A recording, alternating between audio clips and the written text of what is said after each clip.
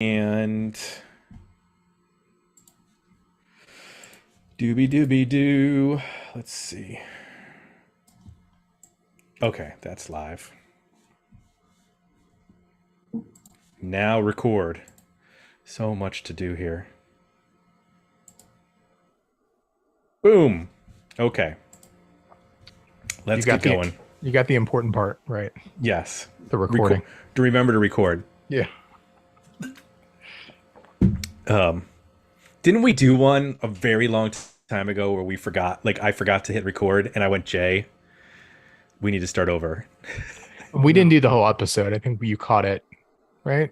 I know that happened. I don't know if I've ever told anybody, but that happened with the Luscious Jackson interview. No. It was only like 2 or 3 minutes into the interview when we were just saying hi and stuff, but I forgot to hit so I had to redo like the welcome to the show, like that stuff, and then splice it in so it sounded like she was, but like she starts talking in the middle of a question that I never asked. I think that's how it happens. Like it's very weird. Yeah, that was the one time with a guest where it got bad. So I'm gonna count us in. What? Oh no, I said go ahead. Oh, okay. Volumes are good. You guys can hear okay?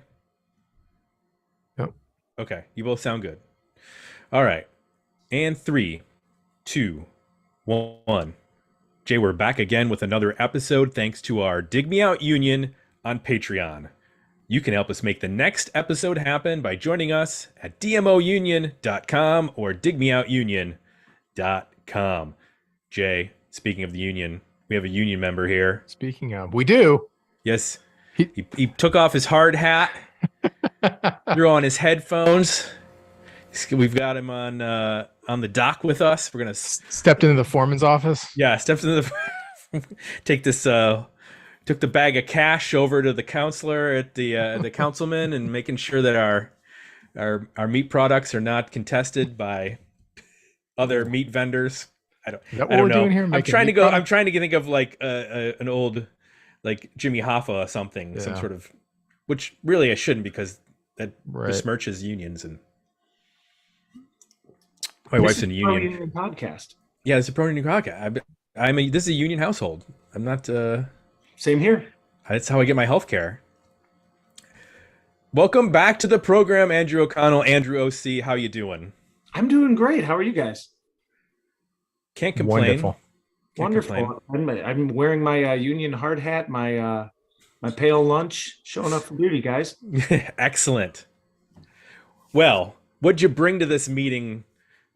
This time, I just want to share with everybody your previous picks before you share. Last year, and this has been a nice eclectic mix. Last year, do you remember what it was? Last year was Tom Waits, right? Yes, Tom Waits' Bone Machine.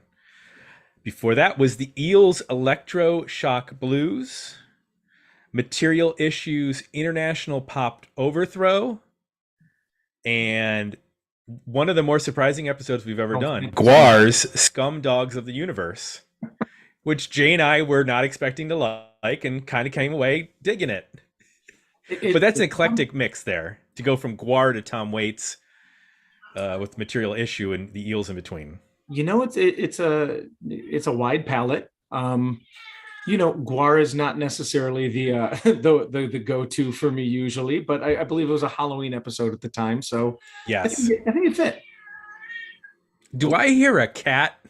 You hear Kitty James Dio in the background. Kitty James Dio. Oh wow, Kitty James Dio.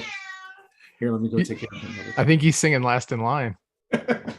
he's very vocal. That Kitty James Dio. He's got pipes.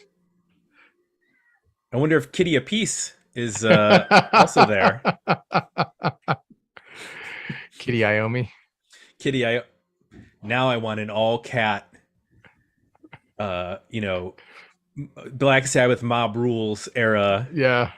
I want all that. Black Sabbath Mach 2 with cats. There we go. And then the other cat, which is still up there, is Veruca Salt. So. We thought it might be Kitty Apiece, and then you could have a whole thing with Kitty Iommi and put a whole Black Sabbath. Geezer Kitty, but Kitty. That's for another time. Share with the audience what your pick is for 2022. 2022, I'm bringing forth Antenna's 1993 album Hideout. So I came upon this one because this isn't the only podcast I listen to, surprisingly. What? There are I know, others? I know. There are others out there. I heard, I don't know, are you guys familiar with the Blake Babies? Yes. Yes. Juliana Hatfield's previous band before she put 2,000 records out solo. Mm-hmm. But I heard her drummer Frida Lovesmith on the local H Lifers podcast, and she listed some of the things that she had done since. And I guess she had been working with the name escapes me. The what is Antenna's main? The singer's the singer was the guitarist from the Blake Babies, and I guess she contributed work. John Strom? Yes, thank you. And I guess she contributed to this, but not actually on this album. Yes. Right. And I was just intrigued to listen, and I thought it might be worth discussing. Yeah, so the backstory of it is John Strom, and Frida Love were from Indiana, and they formed the Blake Babies with Juliana Hatfield in college in Boston, which a lot of bands formed in Boston in college. That's how the Pixies formed. Mhm. And so they broke up in 91 because John Strom and Frida Love went back to Indiana, and Juliana Hatfield formed the Juliana Hatfield 3, and then just Juliana Hatfield after that. They go back to Bloomington, which is a town that Jay and I have actually been to many times. Nice college town. It's where the University of is it Indiana University or University of Indiana? I forget which one. Indiana University, I believe. There we go. They form Antenna with Jacob Smith and Wes Ruttenberg. Strom on guitar and vocals, Frida Love on drum and vocals, Jacob Smith on bass, Ruthenberg on guitar. So she leaves along with Ruthenberg after the first album. And then Patrick Spurgeon joins on drums and Ed Ackerson on guitar. As a three-piece, though, they make an EP, which is Sleep, that comes out in 92. The debut came out in 91. All these were released on Mammoth Records. So then for their 93 album, Hideout, which is what we're talking about, that is the lineup with Ed Ackerson, who went on to be a producer for a lot of bands. The Jayhawks, The Replacements, Motion City Soundtrack. He worked with Dave Davies of the Kinks. He's produced a lot of people. And then in 93, later, they released another EP called For Now, and Frida Love actually came back for that one and played on it. And then Frida Love ended up marrying the bass player Jacob Smith. And they've been in other bands. John Strom formed Velo Deluxe, and then he did some solo releases. So that's how that band is connected to I guess you'd say the Boston scene that was happening in the late 80s and 90s with like Throwing Muses and the Pixies, Dinosaur Jr., those bands. I looked online just for the heck of it on Discogs. They only released the vinyl in the UK, but it's going for as little as $8. So you can't, if you want to pay ridiculous shipping to get it, you can actually get a copy of this album fairly cheap. You're just going to pay like 3 times the cost of the record to get it shipped, because I ain't buying any records from the UK at the moment. Shipping's crazy. Also, for the promotion of this podcast, you sent out on the email, it's a picture of the cassette as well. So I wonder what that's going for. That's a good question. I didn't look that one up, but I'm hoping that one of our listeners or one of our followers on Twitter or Facebook will have the cassette and show it to us when they hear this episode. This was a Spotify listen for me. Also, as you were talking about Strom's work, I think I read up that he eventually also became a lawyer for musical artists. Yep. I'm assuming that I have the MP3s. I assume I got them from the I Hate the 90s blog that I downloaded them a long time ago because I have no idea how I had the MP3s for this in my drive. Uh, let's get to, there were a couple comments over at Patreon. We'll get to the voting on this record, whether it's a worthy album, a better EP, or a decent single at the end of the show. But Bill Davidson said, Blake Babies minus Juliana Hatfield minus Frida Love on this one too. So it's the John Strom show with Jacob Smith, the future Miss Frida Love, sharing songwriting duties. It's solid college rock. I remember thinking they were pretty good when I first heard them, but not good enough for me to buy the records. Hideout is a better EP for me. Okay. And then Willie Dillon said, I hate to be negative, but I'm just not feeling it. Too much milk on this toast. I'm not clear on that phrase. Does that Not mean it's either. milk toast? Or that, is he talking some sort of toast in terms of... I've never put milk on toast. Don't ask me. I'm lactose Sounds kind of intolerant. gross. Yeah, I've never put milk on toast either. I'm milk toast intolerant. Milk toast intolerant. We are, Jay. So let's get into it. Let's talk about Hideout by Antenna. Jay, tell me one thing you liked about this record. It's a really unique mix of, I guess, what I would call pop rock styles. You know, things that are familiar in the 90s, but combinations that are unexpected. So I'm hearing at times kind of almost a Britpop kind of sensibility. I'm hearing like almost like the Verve kind of attitude, and sometimes even atmospherics and big guitars, and then I'm also hearing like a power pop, like American, like Big Star or something along those lines, where it's, you know, definitely looking for melodies, looking for hooks, some really nice harmonies on this record, kind of a breathy vocal that when they layer it with some of those harmonies really sounds cool, and kind of elevates some of these choruses as well, and really is effective at pulling you in. You know, but this is all mixed with some big hairy guitars at times, you know, some really interesting tones, and I think the bass playing on this record is probably underappreciated, as bass playing often is, because it just creates this really solid like foundation that I think when the record's working really well, they're able to then build on and introduce, like, you know, fuzz on the bass or the guitar, or another guitar track, or a keyboard part that's unexpected, organ, even a song like, what is it, Don't Be Late, which you just get these layers of, as the song develops, you know, the bass starts to fuzz out and it explodes with this organ tone that's really interesting. And over the whole mix, there's like these chimes. I don't know what's going on, it's a xylophone or something, but it just creates a sonic spectrum that is really draws you in. There's a lot kind of going on, but it's still very melodic. So I think when the record's working really well, it's putting all those pieces and parts together in a way that, you know, at the end of the day feels like, you know, a form of pop rock, you know, in the 90s, but in a really I think unique sound. So that's some of the stuff I liked. What do you think, Tim?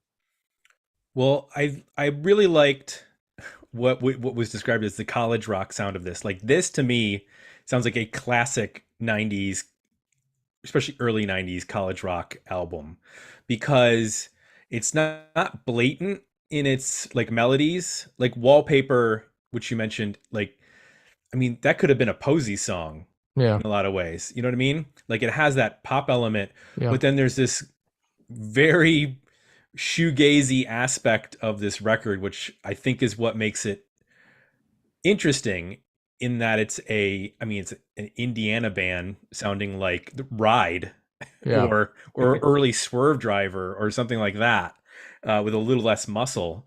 But it's a hard thing to pull off because it doesn't sound like it's blatantly trying to be a shoot. Like they're not making My Bloody Valentine's Loveless Part Two. It's just added. It almost in time at times.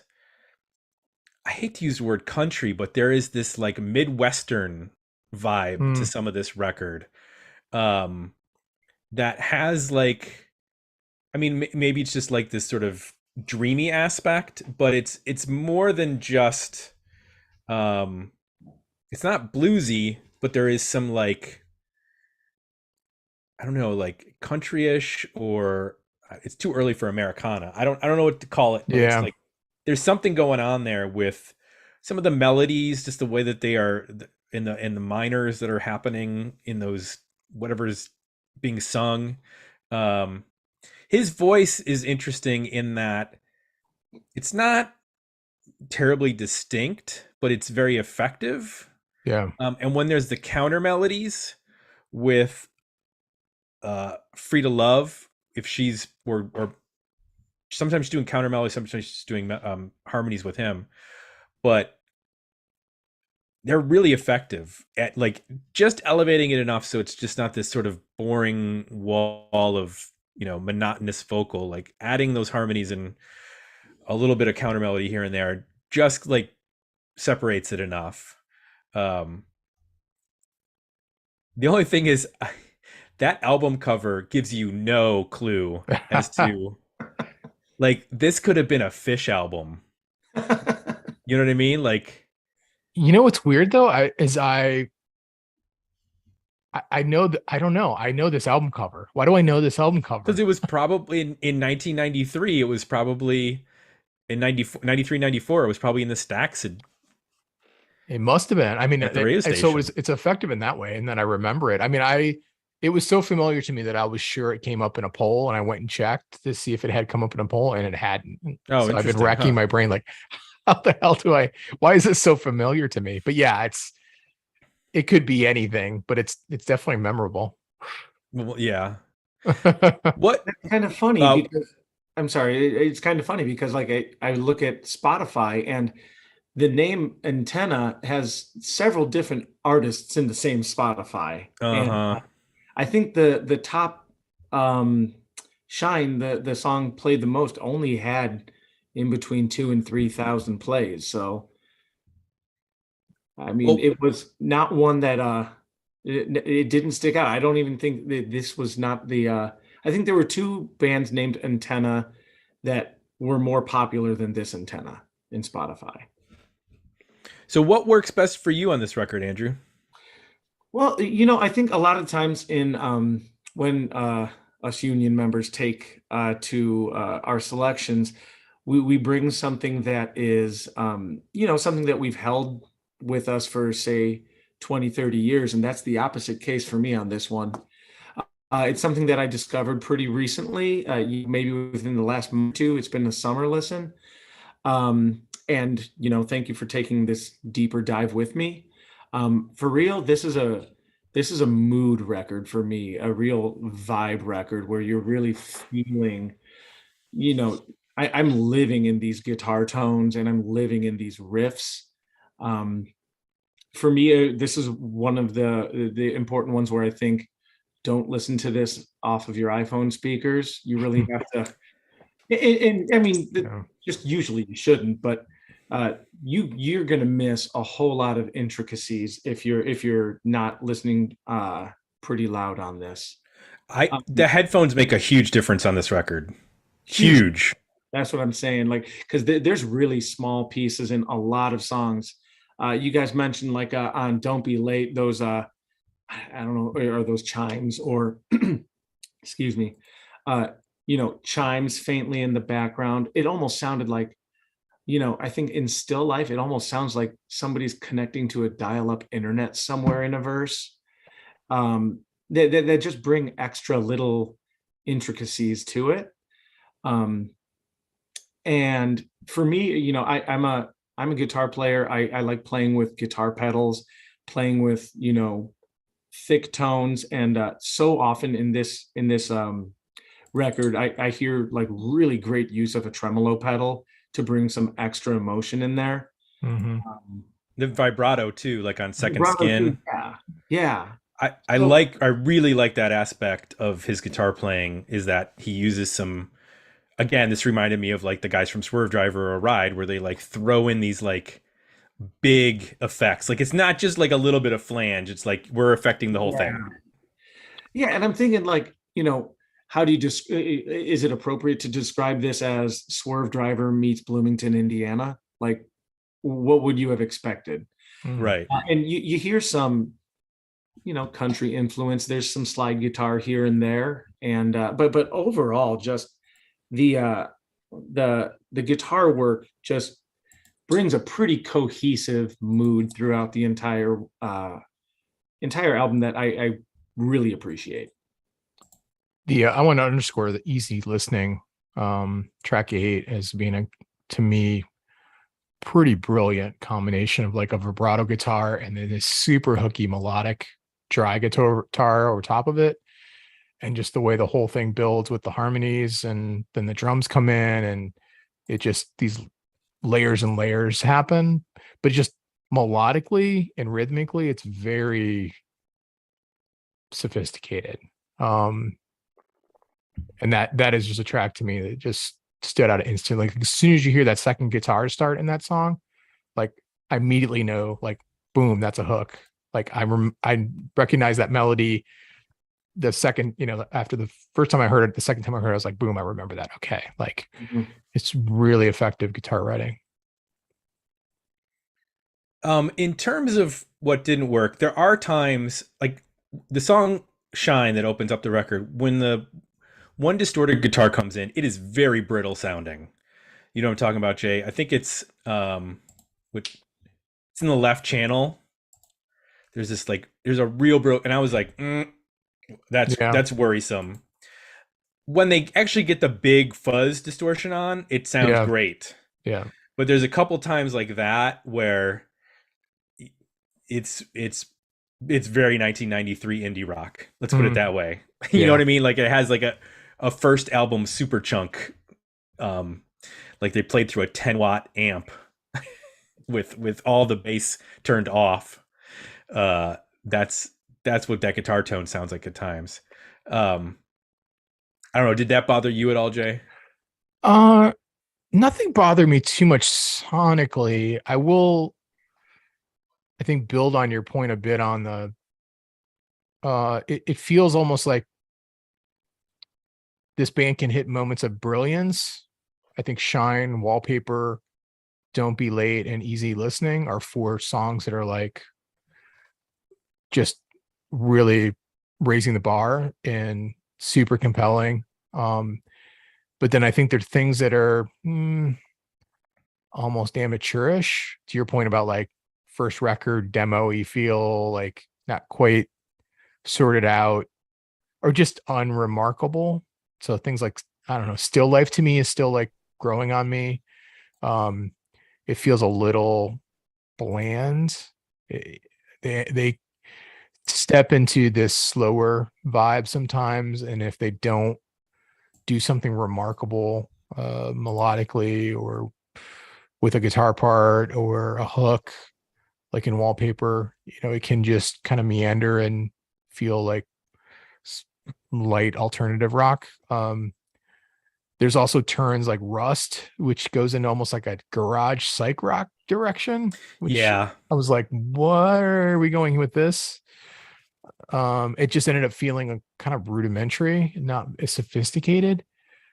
So I was battling a little bit with like the heights that Shine, Wallpaper, Don't Be Late, and Easy Listening get to, contrasted with some other material that's just not at that level, and it feeling like a stark difference. Like, oh boy, some of this stuff is really well developed and thought through, and some of it feels demo-y. Andrew, since you came to this record later, um, what do you have thoughts about maybe things that don't work for you or things that have bothered you, Well, yeah, upon getting comfortable with it? yeah, this is one that I'm still, digesting, but I think so much of the album in general stays in that mid tempo to mid low tempo range. Um, that sometimes, actually, I think that some of the ones like Rust or Fade, where it doesn't seem like an entirely, full fleshed out grand picture, it dices it up a little bit. So I still think that while they're in that like mid low tempo range almost the entire record, I mean, I guess Shine's a bit more upbeat, and maybe Rust is as well, but a couple more ones that pick up the pace, or maybe something a little less shoegaze, maybe a little bit more I don't want to say aggressive, but something else. At one point in listening to this record, I kind of thought about do you remember the album from Four Squirrels? Yeah. Where I think a lot, and like, not that I'm really comparing these two bands, but that record really lived a lot, and there was a lot of mid tempo in that record, but they knew how to ratchet it up Right. two or three times on the record to make some points. And I think they, I think Antenna at some point could have, taken those songs that didn't fit the full spectrum of sound model that they were doing successfully, and maybe tried to kick it up a notch on those. But and I think the vocals are fine. I don't think they're there's times where they're a little bit less impressive. But like one in specific, like I kind of don't like his vocals on Second Skin. It just doesn't work for me as much as the rest of the record.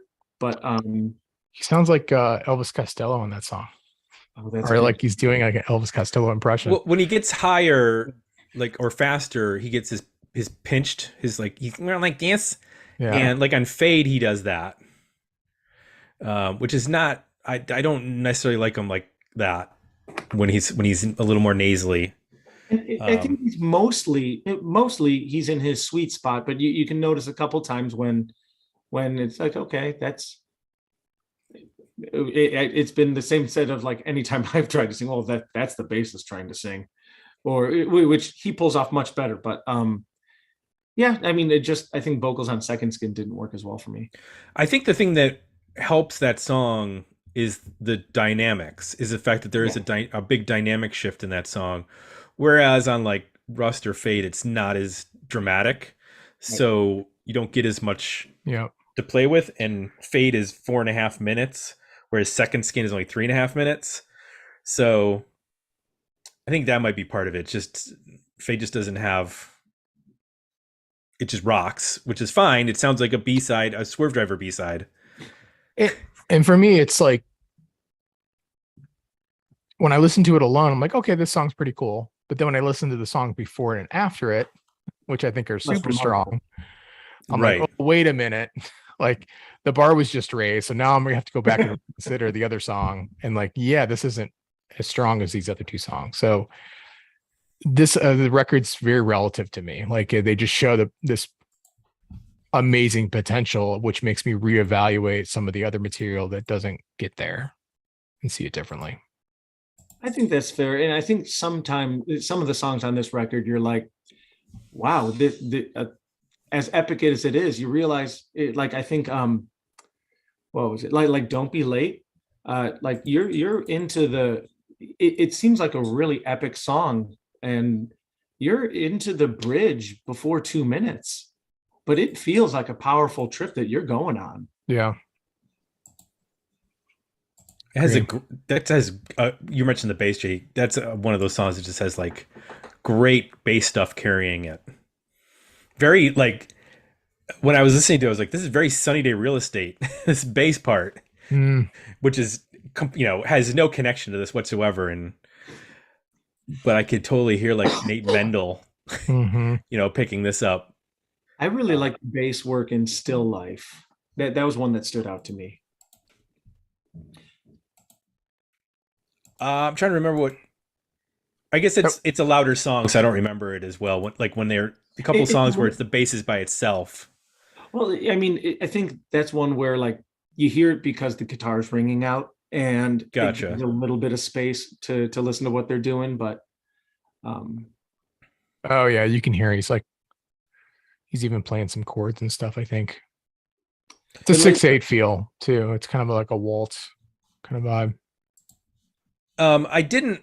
One of the things that I didn't love was this ended with kind of two slow songs that were Hallelujah is like very dreamy. Like Yeah. it sounds like a Brian Jonestown Massacre well produced song. Um, so I could have maybe used a little more noise at the end.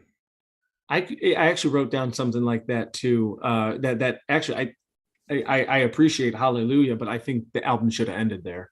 It Yeah. kind of seemed strange to go back to. I mean, I think Gray Street's it's a fine song. It's not one of the more impressive ones on the record, but putting that last almost seems like, are you hiding it? Because to me, that wall of sound, which was the feature for this album, that really kind of probably Hallelujah should have ended it to pay respect to that. But Yeah, just kind of just play out musically, like at yeah, the fullest extent of what the idea of the band was. and I could totally get about with that. the guitars and the organs play so well together in that song. Like, yeah, maybe Gray Street could have been somewhere else, but I don't know what the point is after Hallelujah. Yeah. I don't know who plays any of the extra instruments because nobody is credited with them. I also don't know. So maybe producer Paul Mahern snuck in after the band was gone and just played a bunch of shit that they didn't know about. They're pretty important too. I know they're not little parts. I mean, I would say that the organ pretty much saves Dreamy on track 5. Yep. I agree. Yeah, that's like the special sauce that makes the song work. Right. And you see that so many times on this record of just the little pieces that are the icing on the cake that make the songs work.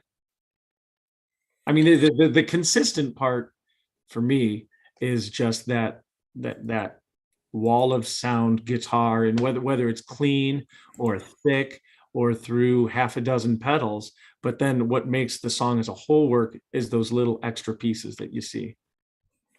So let's put this into perspective for a second. This came out in '93 on Mammoth. Mammoth also released this year the Juliana Hatfield Three's Become What You Are, Chainsaw Kittens EP, albums by Machines of Loving Grace, Joe Henry, Dylan Fence, a Blake Babies album. It must be a compilation or it's a compilation. And then the next year we get more Chainsaw Kittens, Dylan Fence. So Pure, Victoria Williams, that kind of stuff. So I mean I remember Mammoth. They weren't like a small. I mean they were an indie, I guess, but I think they had like major distribution or something. But this is entirely a college rock record, right? Like I can't imagine this going up against like Pearl Jam and Nirvana in 1993 and Alice in Chains on like alternative rate. There you go. Going up against those bands on alternative radio. Like at that point they're not playing this anymore, or they probably never were. I mean, but there's no way that like your average college radio stations or rock, station is going to play this if they're playing. I mean, do we know Shine was the most played on Spotify? Is there a definitive, like, do we know that there was a single off of this that was promoted? That was promoted? That's a good question. I can look on, give me one sec.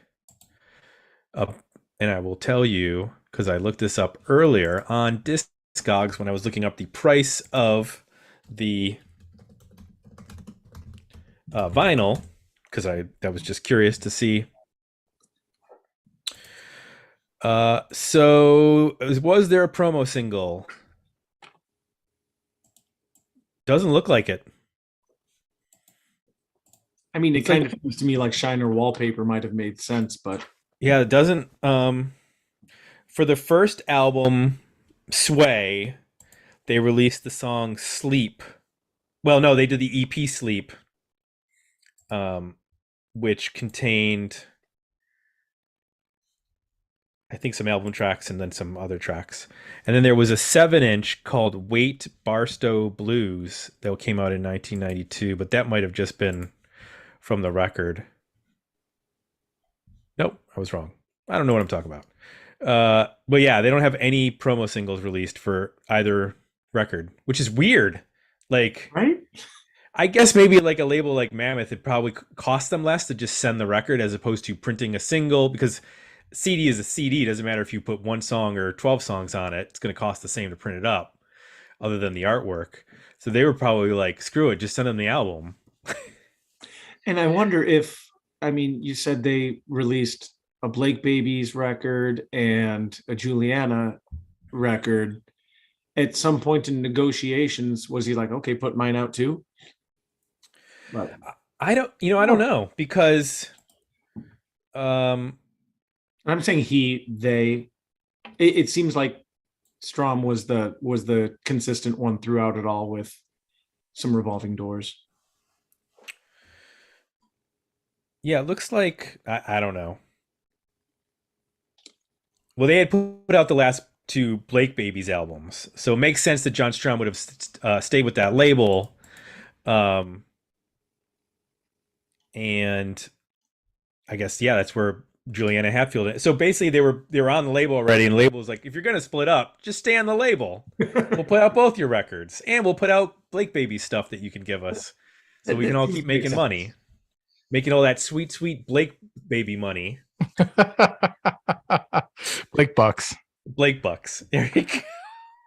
Blake Bucks. Bucks in Boston. What is the exchange for 10 Blake Bucks to one Stanley nickel? Okay, let's talk about our overall ratings on this record. We will judge it on the Worthy Album, Better EP, Decent Single scale, which we will share from our patrons in just a moment. But Jay, where do you land? I'm gonna land on an EP. I think, like I mentioned, Shine, Wallpaper, Don't Be Late, and Easy Listening is a perfect EP. I would add Danger Buggy and Second Skin to kind of round it out. And that'd be my call. I think the other stuff is, like I said, on its own okay. I just think that material I just listed is just elevated so much higher, and just be interesting to have heard this band go on in the direction that music was pushing things, because it's a pretty compelling take on kind of American pop, alt 90s rock. I agree with you on 5 of your 6 picks. I would swap Dreamy for Danger Buggy. And I would go with those 6 for my EP. I think this band works really well as an EP band. Like they, yeah. It reminded me a little bit of I don't know, I think of Creeper Lagoon a bit as a EP band. Like they feel like they peter out around 6 or 7 songs. Yeah, like there's an EP's worth of great stuff, and then some other like I'm not sure. So I had the same kind of feeling with this. Right. Where do you land, Andrew? Yeah, I don't feel like usually I feel like there's some pressure, like I have to go Worthy Album with whatever I bring, but this is kind of a newer one to me. I did a lot of research like over the course of the last year. I don't know if you remember, I promised a ska record on this one. Did you? Oh, I mean, I clearly didn't follow through. No.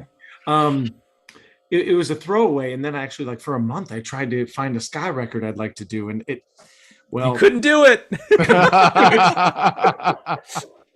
And then I exercised myself. I read Mark Lanigan's book, and every time he mentioned a band that he was touring with or hanging out, an artist he was hanging out with, I'm like, let me check that out. And for me, most of those bands were probably like their 90s releases weren't as good as their 80s, but whatever. I came on this fairly recently. I'm at a longer EP than you, but like I'm kind of more at that nine range, which Okay. I kind of feel like that. What's the upper end of an EP? What's the lower end of an album? And I kind of think like 10 is probably where the album should be. Mm-hmm. So yeah, I would probably. I don't like Gray Street all that much. I would probably would cut Second Skin, and then maybe like I don't know. Yeah, Rust is not as. I think it's a fine song. It's not one that really stands out so much to me, but I'm around that 9-song range. So I guess I'm also going to go with a stronger EP. That makes sense. I get it. Our patrons were evenly. Actually, I'm going to have to correct what you did because I know I voted differently Uh-oh. on the vote. I'm sorry. Well, we don't know who voted. Oh, then I'll shut my mouth. Which Andrew do we believe? Yes. Well, like I said, this is a deeper dive. I'm used to kind of taking stuff that I've been super familiar with, and this one, just listening with a fresher, more critical ear, I guess. I can really separate some nostalgia. Yeah, I don't know that we've had anybody else do that yet. No, I don't think this is a first. I think your observation that usually we review records that are people have known intimately for right? 30 years. So right. No, this is kind of cool. I started listening to this summer, where like, I probably just started playing Shine, Wallpaper, and somewhere in between Still Life and Dreamy, maybe a kid threw something at me and I had to turn the music off. So, it was a cool experience to do something that wasn't the check out my favorite record from 32 years ago. Or second or third because they've already been taken from another union member. Well, they were completely split. 33% were the album, 33% better EP, 33% decent single. Oh, wow. Which means that 1% abstained, I guess. I don't know. We're missing 1% of the vote from there.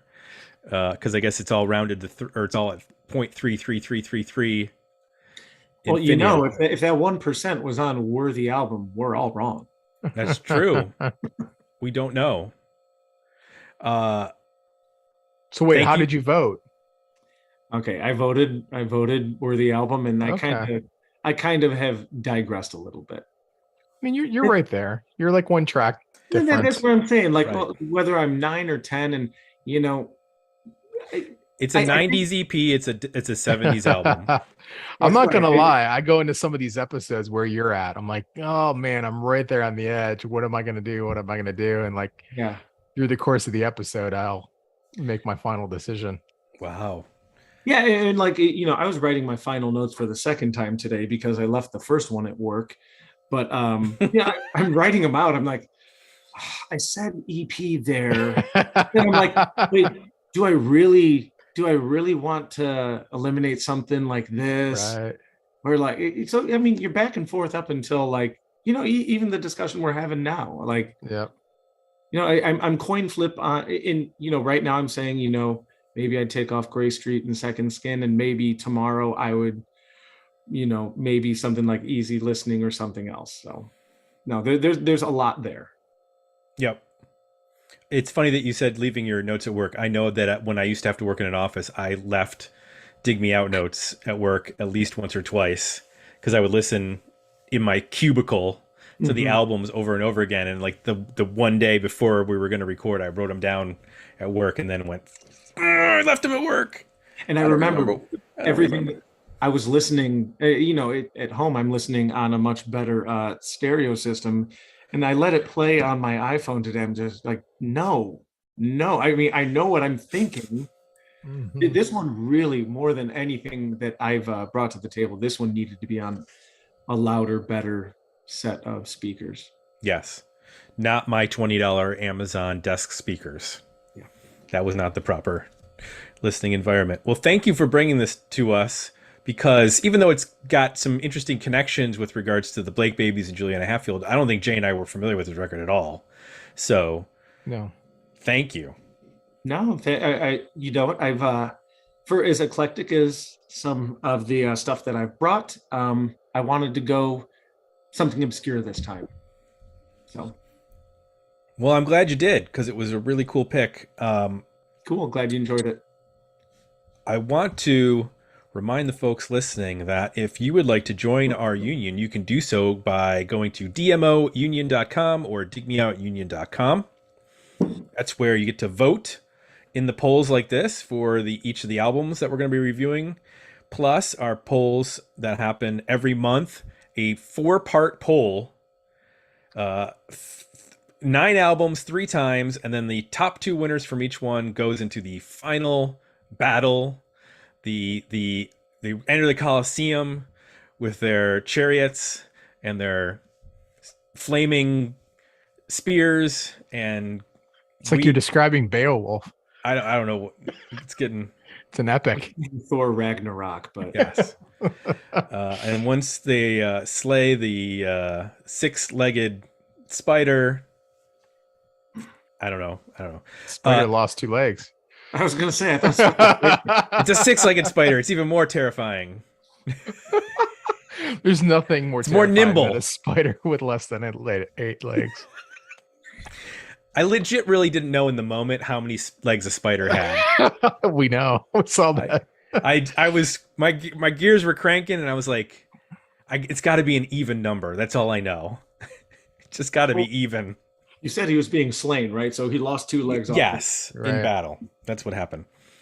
You get to vote in our suggested albums, which go to digmeoutpodcast.com from people from all around the world. Drop a name of a record, the artist, and tell us why we should check it out. That goes into our monthly polls, which you can vote on at Patreon. It's also where you can read the box newsletter, which goes out every week with a calendar of new releases of 80s and 90s relevant music, movies, television shows, books, everything that's happening, and new reviews of at least 2 each week, either from myself or from our patrons who like to contribute every now and then when something strikes their fancy. Hopefully something will strike their fancy soon, because there's some good stuff coming up, and I have listened to a lot of records this year. Like, I probably listened to more new music this year than any year in my life, because every week I'm cranking out two new albums. And what do we got there? Ever listened to Sincere Engineer? That was a good one that I just picked up. No. What is that? She is she just got off a tour with the Metzingers, and so Ooh, I like the Menzingers. yeah, kind of the late 2010s, early 20 teens kind of punk. Yep. Female fronted, pretty awesome. Check it out. Cool. That's not her newest though. That may be 2 years old on Hopeless Records. Gotcha. Box newsletter, sign up for it at digmeoutpodcast.com. And finally, Apple Podcasts is where you go if you like the show. Leave us some positive feedback, 5 stars. Bing, bing, bang, bang, boom. That's it. For Jay, I'm Tim. We're out, and we'll be back next week with another episode of Dig Me Out.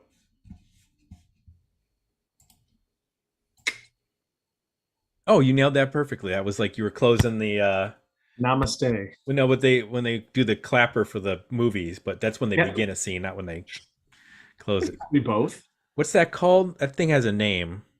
It's not the does. clapper. It's I know what you're talking about, but I'm not going to get it either. It's not a placard. It's God damn it. I'm gonna have to look this up. Anyway. Your brain's I think you're spent, man. Yeah, well, it's almost 11. I know. You OD'd on the fuzz pedal. What? OD'd on the fuzz pedal. He did. I just saw Jay Massis is releasing his own fuzz pedal. Is he? Yes. He worked with Earthquaker. Oh, God damn it. I have to buy it. I do too, because I've got the Jay Massis guitar. Oh, that's beautiful. Not the it's and the Squire, it's not the Fender. I love Earthquaker. They are so great and so obnoxious at the same time. Pieces. Like, oh God, it must have been 10 years ago at least. They came to Columbus and did a demo at our local at Music Royale, Jay, which used to go to. They came down and brought all their pedals down and like showed us every pedal, and Sean was there. Sean Sefchek was there, and Earthquaker is an Ohio-based business, aren't they? Yeah, they're in Akron, where the Black Keys used to be. Like they're had some like I don't know if they were friends with them or what have you, but yeah, same area. So I will be buying that when it comes on sale. No, Nice. Because I'm a sucker. Yeah, I'm kind of a sucker for the Earthquaker stuff. I have even like what is the data corruptor, which just makes your sound sound like a fuzzy computer that's dying. So yes, a lot of their pedals I cannot figure out the practical application. I can never use it in a song. Right. I'm like, hey, I can do this now. Yes, shut up and take my money. Oh man. All right. I gotta peace out. I'm beat. I'm also out. Thank you so much, guys. Thank you. Thanks, Andrew. All right. Talk to you later. Take care of yourself. Take care.